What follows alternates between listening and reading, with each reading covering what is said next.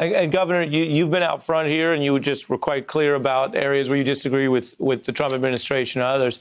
I did want to speak to something where folks have been somewhat critical of you and your state here. Reading from the Hartford Courant, basically the ACLU is suing you as governor and your administration, seeking a, quote, significant reduction of the state prison and jail population due to COVID-19.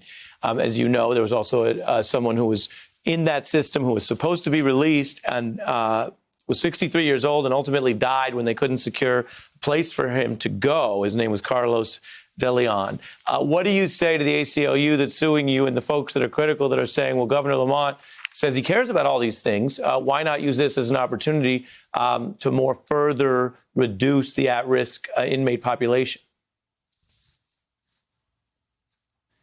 I think they want to use it as an opportunity for a mass release. I don't think that's the right protocol. What we have done is we have 1,000 fewer people in our prison today than we had just 6 weeks ago. We're doing it on a very thoughtful, methodical basis.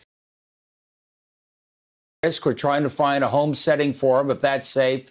Those that are closest to release and have a good record, we're getting those folks out as well. But we're trying to find the safest place for those people to be. And I don't think a mass release is the way to go at all.